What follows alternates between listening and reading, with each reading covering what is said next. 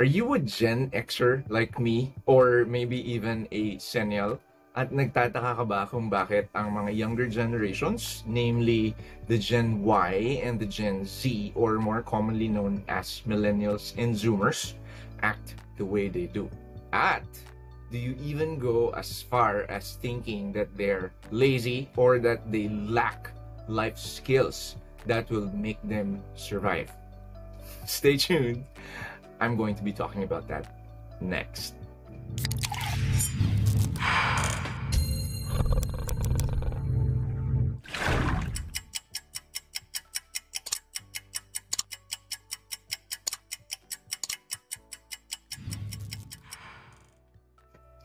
Welcome back, mga titos and titas, aunties and uncles, Dico and DJ. Pati na ninyo mga boomers when welcome ko din dito sa vlog na to because today I'm going to be talking directly to you guys. Kayo yung aking mga batchmates. So Gen X or Generation X. Ito yung mga tao na ipinanganak ng latter part of the 60s to the early part of the 80s. So you would be currently, if my math is correct, yung mga age range natin would be in the 40s to 50s. Okay? At kayo din ngayon ang mga either may family na, meron ng anak, okay? Yung iba would even go as far as meron ng mga grandchildren, okay? Or if not, kayo yung mga pinipressure ngayon, yung mga parents ninyong boomers na dahil hanggang ngayon, 40-50 ka na wala ka pang asawa. So, I'm talking to you. Now, to you who are millennials and zoomers who happen to have come across this vlog, I invite you to also watch it and listen to what I would have to say. So about a year ago, nung nag-start pa lang yung quarantine, di ba lahat tayo, we were all cooped up in our homes, hindi tayo makalabas. Okay? Tapos especially yung mga seniors, okay? Those with comorbidities. So meron lang mga designated people who can go out. Ito yung mga tinawag ng IATF na APOR or Authorized Persons Outside of Residence. Okay? So yung mga nagpunta dito, ayan yung mga tributes. Kumbaga. So, there was this FB group na sinalihan ko just for kicks na ang pangalan ay Quarantine Tribute. So, apparently, ito yung mga tao na either APOR or ito yung mga mostly kabataan. Okay, na basta beyond 21 years old na pwedeng lumabas. Ito yung mga inuutusan ng mga parents nila na bumili ng mga grocery and essentials sa mga supermarkets, okay, or whatever stores they go to. Okay? So, itong funny na FB group na to, maraming mga questions doon na minsan mga nakakatawa talaga. And I'd like to share them with you, no? Some of the questions, legit ito legit na mga questions ng mga nandun. And these are like, I would think, 80 to 85% millennials na mga nandun. Tsaka, yun nga, Zoomers. Okay, so, ang mga tanong na nandun, ito, sabi, paano po ba magluto ng longganisa? Tapos, ito, yung isang question sabi, ilang beses po ba dapat banlawan yung nilabhan? And pwede po bang walang downy? O, yun yung isang tanong. Okay, tapos sabi ng isa, how do you cook rice ba? Sabi niya, how do you cook rice ba in a rice cooker? Mamaya pag-uusapan natin yan. Okay? Tapos sabi ng isa, pag nagluluto po ba ng tosino, dapat po ba lutuin sa tubig or oil? Yan yung isang tanong. Okay? Tapos may isa ding nag-question, sabi niya, paano ko po lilinisin or tatanggalin yung dumikit na mantika sa Tupperware? Tupperware? Parang feeling ko hindi millennial tong nagtanong. Nagpapanggap lang to na millennial kasi Gen X yun yung Tupperware. Di ba lock and lock na ngayon? So, meron pa may isa pang tanong yung sabi niya, paano po mawawala yung dilaw sa kwelyo ng puting polo? Ganyan. Tapos, paano po mag-slice ng sibuyas na hindi ka maiiyak? Okay? And so on and so forth. So, the list goes on. You get an idea. Okay? And I think some of you who may be watching this vlog, baka naging member din kayo nung Quarantine Tribute Facebook group na yun. Actually, umalis na ako dun sa group kasi nga, masyado na ako matanda para doon. Tapos nakakapagod magbigay ng advice. So ngayon, member na ako ng homebodies, the Budol group. Okay, so yun yung premise nitong vlog na to, no? Yung nagtataka yung mga Gen X, okay, yung mga kaedad ko, kung bakit itong mga younger generations ba ay practically clueless or walang experience when it comes to these seemingly practical things that we do in life, especially when we were younger or growing up as GenXers. So me and my batchmates from high school sa UST tsaka college sa UP Diliman, before the pandemic, mahilig kami magkaroon ng mga pocket reunion. So nag-get together kami yan sa mall or sa bahay ng isa sa mga classmates namin. Okay, and majority of my batchmates, dahil ang age range namin sa mga early 40s to mid 40s na, may mga families na yan. Some have kids, or yung iba, may isa pa nga na meron na siya actually apo. Okay? So, hindi na iiwasan during kwentuhan yung napag-uusapan yung tungkol sa family life. And what I've noticed na common storyline or thread dito sa mga ganitong kwentuhan, yung tungkol sa reklamo nila sa mga anak nila. Okay, so it ranges from masyadong pihikan sa pagkain, hindi mo mautusan, walang alam gawin sa bahay, lagi lang nakaharap sa tablet, doesn't know what to do, what he or she wants to do with his life, anong course ang kukunin sa college, etc. etc. Okay, so ako personally, na-notice ko din yun, may mga not just necessarily from personal experience, pero may mga kilala nga ako na yun nga, mga millennials and zoomers to medyo na-notice ko yun in a lot of them. And again, I say a lot of them. So if you're a millennial or zoomer listening to or watching this vlog, okay, chill ka muna, okay? So I know I'm generalizing this when I say that, no? Pero kasi nga karamihan ng mga kilala ko na mga younger generations are guilty of that. Yung mga sinabi ng mga kaibigan, kabatch ko, ng mga parents ninyo, for that matter. Okay? But you know what? More than that, ang napapansin ko, ito personal observation ko, no? Itong mga karamihan ng mga Gen Y and Gen Z, at saka magsasama na rin ako ng a couple of my batchmates, the GenXers.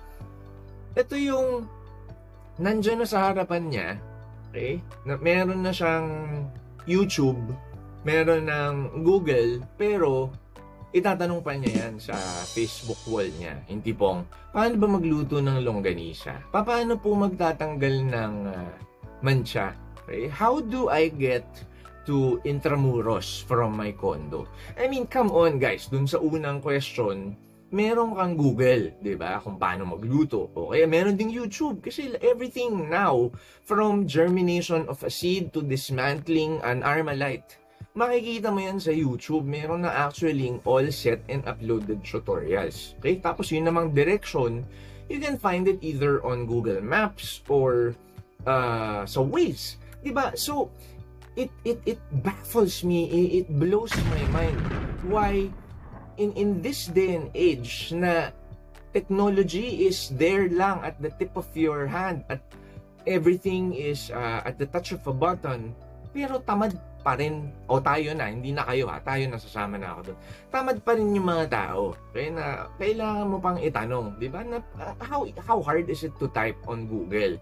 Di ba nga, nagkaroon ng joke dati na pag may tinatanong ka, sasabihin sa'yo ng wise-ass person, GMG mo. GMG is Google mo gago.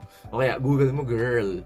Okay? So, it really baffles me. Bakit ang tamad ng mga bagong generations, or everyone in general na, sige, na nandyan na ang wealth of information. Bakit hindi pa rin natin, why don't we exert effort to actually look for the information ourselves? Okay? Kasi I remember when I was growing up, hindi naman ibinigay sa akin. Not everything was served or given to me on a silver platter, so to speak.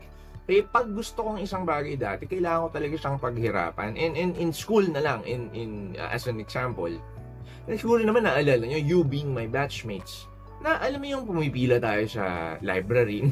Library, kilala pa ba yun ng mga anak ninyo? So, pumupunta tayo sa library, tapos nagpapa-photocopy tayo ng mga textbooks from our syllabus. Okay, so, ngayon, nasa Google na lahat, meron ng iBooks, okay, everything is practically digital, electronic, Okay, tapos, may mga maririnig ka pa na mga nagpe-plagiarize pa, nagka-cut and paste, masyadong tamad. Okay, so if there's just one thing that I will put on the table in terms of ano yung notice ko na, I don't want to say what's wrong, no, but what's curious about the younger generations in general is yun nga, yung medyo tamad yung generation na ito. So it got me thinking, how did it get to this point na kung saan yun nga yung in general the Gen Y and Gen Z generation medyo may tendencies of being lazy, entitled, tapos yun nga parang they lack basic skill sets for survival or living per se. Okay? Ngayon, kayo yung kakausapin ko, again, kayong mga kabatch ko ng mga Gen X ng mga parents. Okay? I've heard this so many times and I know you may have heard this also. Kung mausap ka ng isang parent, okay, who possibly came from a difficult life, okay, maaaring mahirap siya, tapos yumaman, or galing sa isang very strict parent na pinapalo siya halos every day. Okay? Ito ang linyahan ng mga parents of today na coming from those previous lives nga. Sinasabi, ay nako kasi ayokong iparanas sa magiging anak ko yung pinagdaanan ko na hirap. No? I mean, gusto ko maibigay ko sa anak ko yung comfort and yung ease of life that I never experienced when I was their age. Okay? So, my dear classmates, my dear batchmates, my dear Gen X, ladies and gentlemen, no matter how you think, how noble that intention or vision or desire is that you have for your children, that's something that is bound for disaster. Okay? Kasi, it's tantamount to coddling your children. Eh? So, what do I mean by that? Okay? I want you to think back at your previous life, yung sinasabi mong ayaw mong maramdaman ng mga anak mo ngayon. Okay? Do you think, kung hindi ka nahirapan dati, kung hindi ka nakapag-experience ng failure, hindi ka napalo, napingot, napagalitan, na grounded, na detention, natanggalan ng allowance, etc., etc., napasit in the corner, face the wall, ganyan, napasquat, napakain ng papel sa eskwelahan, do you think you wouldn't have learned certain values, certain learnings, principles, okay, teachings for you, and you wouldn't have turned into the more frugal, responsible, smarter, practical, and person with wisdom that you are right now. Okay? I'm telling you, ladies and gentlemen, yung hirap na sinasabi mo na yun, yung hirap na pinagdaanan mo in the past, that was meant to mold you into who or what you are right now. And if you're going to remove those challenges, those hardships, those trials and tribulations from the paths of your children, then you're going to make them realize that life is easy. Okay? And I'm telling you bakit ko sinabi kanina na that is going to spell trouble or danger. Kasi, sige, nag-aaral yan, college, binigay mo lahat ng whims niya, pinabayaan mo siya, binigay mo lahat ng gusto, di ba? Gagraduate yan. And then, your son or daughter will join the corporate jungle. Okay? May mga magiging kaklase yan, may mga magiging office mates yan na mga bitch, may mga magiging office mates yan na mga siraulo, masama ugali. And by office mates, I also mean not just coworkers but also bosses, superiors. Okay? So, anong gagawin niya? Or sige, duwag na tayo dun sa mga tao, sa socialization. Kapag ang anak mo naka-encounter ng something very, very challenging or difficult at work, ano mangyayari dyan? Madidepress yan kasi hindi niya makuha yung solusyon or nobody wants to give him the answer. Okay? You are not teaching your children the value of patience, the value of diligence, of perseverance. Okay? Kasi importante yun eh. Ayun nga, di ba? Sinasabi nila na lahat ng pagkakamali, lahat ng pains, lahat ng trouble, meron niyang corresponding learning. Okay? And hopefully those learnings are for the better or betterment of that person. Okay? So you are taking that away from them, that opportunity to learn and to grow and to be better and stronger individuals. So that being said, classmates, batchmates, GenXers, I'm sorry, but you will have to take some or a lot of the responsibility in terms of why your children are like that, why Generation Y and Generation Z are acting the way they are. Kasi nga, we didn't really pave the way for their growth, for their development, for their being strong, for their being resilient, among many others. Okay? So, ang tanong, is it already too late? Well, hopefully not yet. Okay?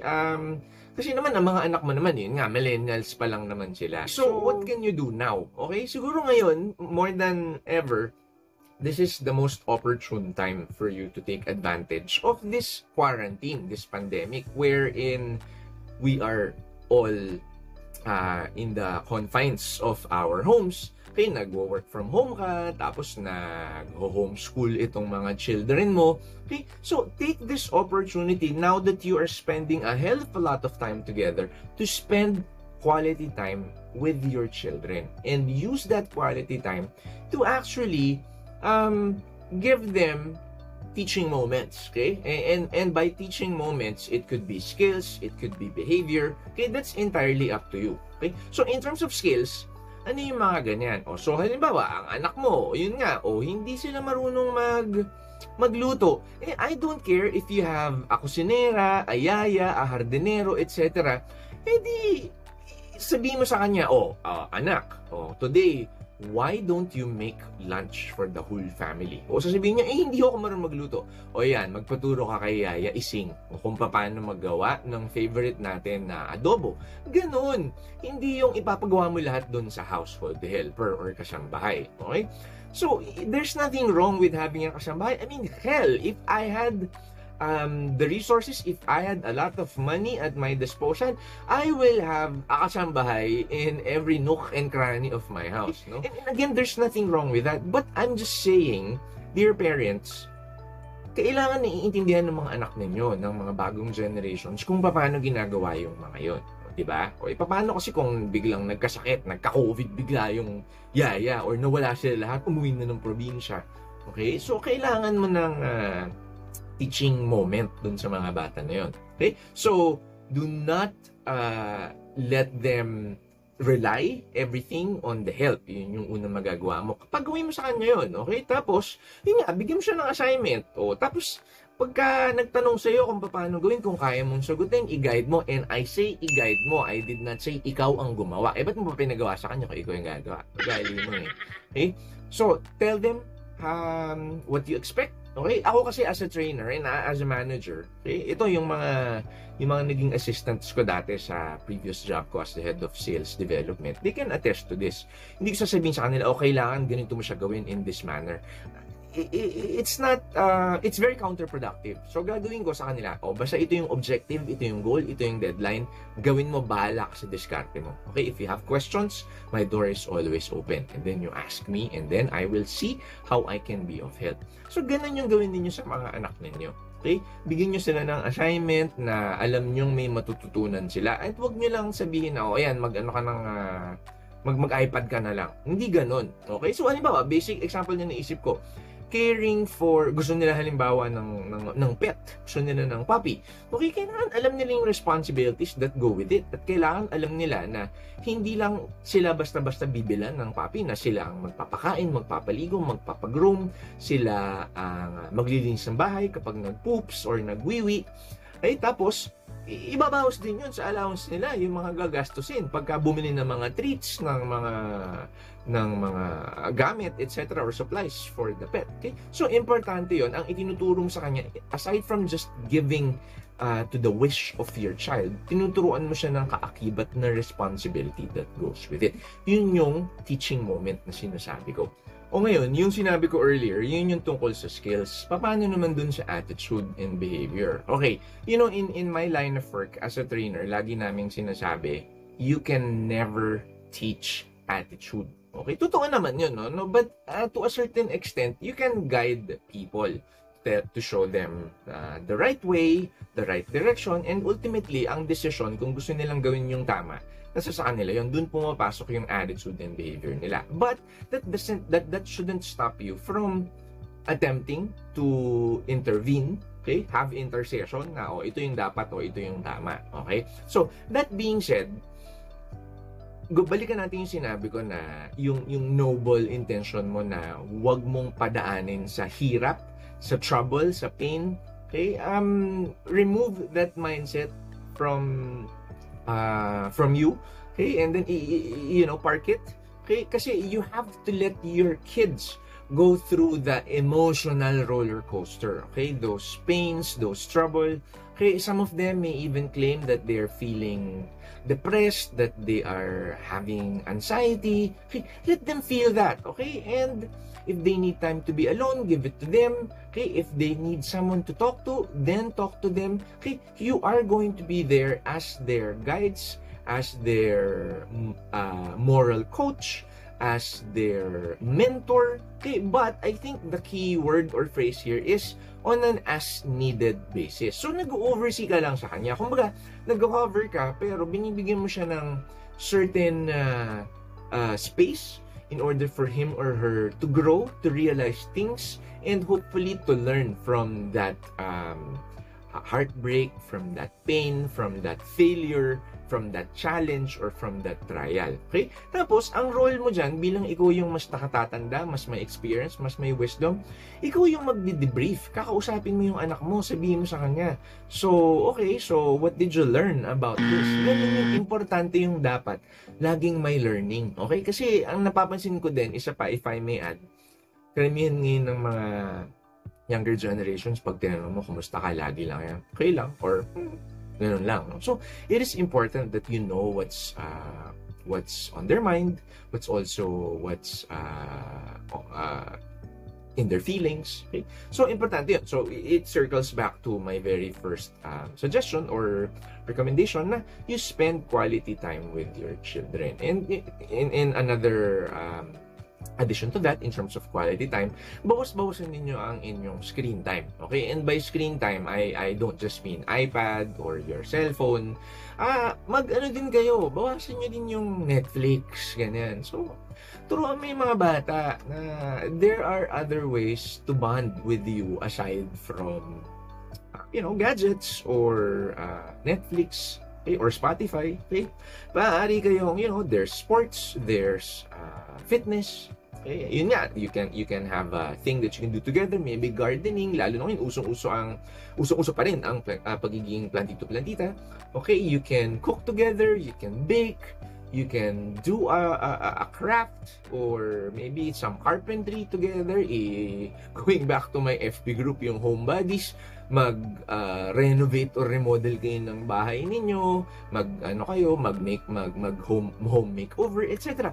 So there are so many things that you can actually teach your children in order for them to actually have learning moments. So, as I get into the closing of this vlog, I want you to have this mental picture or video, kung gusto mong moving media, in your minds, my dear batchmates. Imagine ninyo, patay na kayo, wala na kayo, okay? I need for you to be able to imagine your children being able to survive and thrive a life without you there to guide them or to help them or to do the job for them. Because, ladies and gentlemen, whether you like it or not, yes, true, it's very important na meron kang maiiwan sa kanila pag namatay ka na napag-aral mo sila, good education. There will be shelter for them. You have life insurances, okay, and or inheritance for them. But at the end of the day, my dear batchmates and fellow GenXers, one of the most important legacies that you can leave behind to your offspring, to your children, okay, if not the most important, is for them to have life skills. So that, ladies and gentlemen, is the end of this vlog, and I hope you learned a thing or two on this topic concerning Gen X, Gen Y, and Gen Z. If you have any other topics that you would like me to talk about, please leave them or leave that suggestion on the comment section below. So from here in Orion, Bataan, I hope that you are all still healthy, safe, happy, loved, and you Gen Xers giving your children a teaching moment. I will see you in my future vlogs. This is PJ Bentong. If you like this video, please click like, share it on your social media, and if you haven't yet, click subscribe and that bell.